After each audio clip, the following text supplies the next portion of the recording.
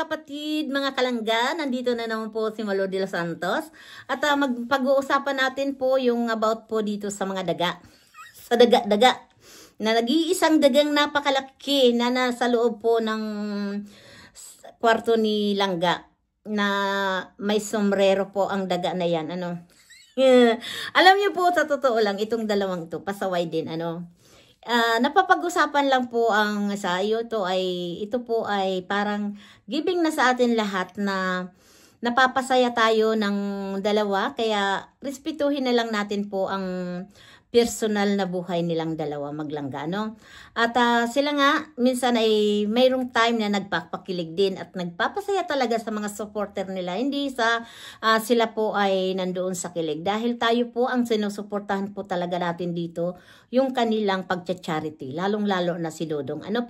Na patuloy po natin panuurin ang mga upload ni Dodong, ang kanyang mga charity, suportahan po natin, at lalong-lalo na si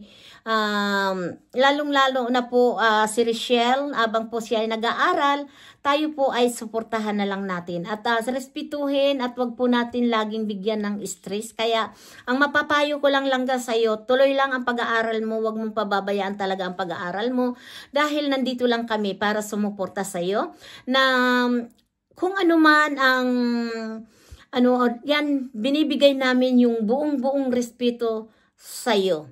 Nandito lang kami para suportahan ka, na kahit anumang pinagdadaanan mo, naiintindi namin na lahat yan nauunawaan. Naiintindihan at naunawaan, the same talaga yan. At sana nga po mga kapatid, at tayo po ay yung pag gusto natin suportahan ang isang tao o bagay na gusto natin na nandyan tayo sa kanilang, ang tawag doon, sa kanilang pagmamahalan, nandyan lang tayo, no? At sana po respetuhin. Po mga kapatid, at wag tayo kung ano-anong sasabihin natin dito sa Maglangga, at kung ano-anong ibabato natin kay Ruel of Malalag, sana po ay iwasan natin, para hindi tayo pagmumulaan ng issue. Nandyan lang tayo para sumuporta, hindi para pagmulaan ng mga issue kung ano-ano, mga kuro-kuro, kung anong mga pagbibintang dito ka sa dalawa. Ang mahalaga, alam natin na sila po ay nagmamahalan, ay respetuhin po natin. Dahil normal po talaga yan sa magpartner na minsan hindi nagkakaunawaan, pero ayaan natin sila ang mag-ayos, dahil alam nila yan. Dahil po hindi sa isang relasyon, hindi po yan may aalis na hindi talaga nagkakatampuan, dahil iyan po ay kung sa pagkain ay sangkap sa masarap na pagkain. Yan po ang sangkap talaga. Kaya tayo po ay may mga experience dyan, tayo po ang mag-guide. Dahil may pangit po sa isang tao, sa isang relasyon na may nakikialaman. Diba? Kaya ako, yung gabing yun, ang saya-saya ko po na talagang ako'y napapatawa. Ay naku, kagaling ni Langga. Kaya kinabukasan naman, diba, sa live niya, inamin niya na nandoon si Langga. Kaya alam naman natin yun talaga, na may mga bagay talaga na si Richelle hindi talaga yan nakakapagsinungaling. Kitang-kita po yan dahil nang gabi na yun talaga ako yung mamatay na ng katatawa talaga po, dahil nakita ko po yung pagdanang sa mirror, na nakita ko po yung kaya ay nandoon na sabi ko. Pero ang sarap lang talagang pakiramdam na makikita mo yung sinusuportahan mong masaya. Pero ang goal natin dito mo mga kapatid, higit natin bigyan ng pansin yung pagcha-charity. Charity is a charity. Yung tumutulong po sa ating mga kababayan, na sana ayun po ang higit natin bigyan ng pansin po mga kapatid, dahil masarap lang talaga ang tumulong na tahimik, na wag tayo pong pag naitulong natin, itinulong na natin, 'di ba? Sa ating mga kababayan, nakita na natin po yung mga tag doon, yung mga struggle talaga ng buhay natin. Hindi naman, kung tayo po ay pinanganak na lahat tayo po mayroon, mayaman, wala na tayong kakainin talaga. Ayan po. Kasi tayo po sa buhay na may mahirap na umaasenso. May talagang pinanganak na talagang, sabi nga, may ginto ang kutsara. Iyon po talaga ay swerte nila dahil sila, pero swerte din natin na dumanas tayo sa hirap at alam natin maggawa, magtrabaho.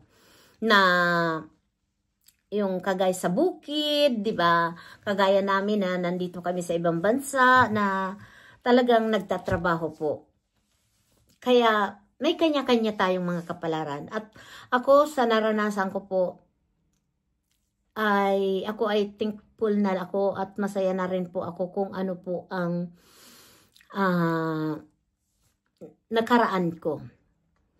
Na sinabi natin, nakaranas tayo ng mahirap, kaya alam natin po ang mga nararamdaman po ng isang mahirap. Ano po? At ako lang po, ang masasabi ko lang po ay patuloy lang tayong sumuporta. Kung may itutulong tayo, salamat. Kung wala naman po, salamat at panoorin na lang natin po ang mga upload ni Dudong, lahat na sa live, suportahan natin. Napakaganda po yon mga kapatid, na tayo po ay sumuporta. Alam po yan ng ating mga kababayan na tayo po ay nandito na nagsusuporta po, no? Yan lang po ay ang masasabi ko lang po ay tuloy lang ang buhay, na ito nga ay tayo po ay magpapadala kay Dudong para po doon kay Tutot ba yun? na pinabahayan yung may tindahan na po, at magbibigay po tayo doon ng kaunting tulong natin, na iyon po ay napakasarap po tayo tumulong. At ako po ay regular na po ako sa community ng Rochelle. Wala po akong kasama, nag-iisa lang po ako, na mas maganda na po yung nag-iisa dahil hindi mahirap po kumilos na nag-iisa. Kahit saan tayo tumulong po pwede, na wala tayong iniisip. Ang mahalaga, nandyan po na mga nagsusuporta sa akin, ng mga Rochelle community, at iba pa pong mga viewers na nagmamahal sa akin. Iba't ibang mga community po, maraming salamat. At ako ay nagpapasalamat talaga ako doon sa mga taong, mga viewers talagang nagtitiwala at nagmamahal sa akin. Hindi ko man kayo po isa-isa. At ako po ay laging nagpapasalamat sa inyong mga viewers, dahil kung wala po kayo, wala po din ako dito. Kayo po ang napaka-importanting mga viewers sa amin pong mga vlogger. Lalong-lalo na po kay Ate Yumalu, ay labis po ako sa inyong nagpapasalamat. At yan po ay hindi po ako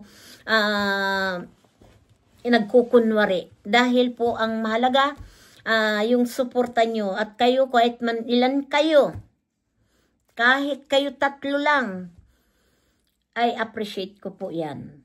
Kasi ako, wala sa aking masamang tinapay. Ang mahalaga, yung totoo kayo, totoo ako sa inyo, na walang halong pagkukunwari. Kasi alam natin po ang katotohanan. Nakikita tayo, kung tayo po ay magsisinungaling, ay alam po yan ang nasa taas kung tayo po ay sinungaling. Kaya ako'y takot dyan. Dahil ang sabi lagi ng tatay ko, may kaparusahan kapag ikaw ay gumawa ng hindi mabuti sa kapwa mo. Yan lang po ang lagi kong naaalala sa sinasabi ng tatay ko, na huwag kang gumawa ng hindi maganda sa kapwa mo. Dahil lahat tayo anak ng Diyos. Kaya lang po talaga, minsan hindi natin po maiwasan na mayroon pong talagang hindi magandang sa palagay natin. Ano? Kayo na po ang tawag yun. Kayo na po yung maghusga. No?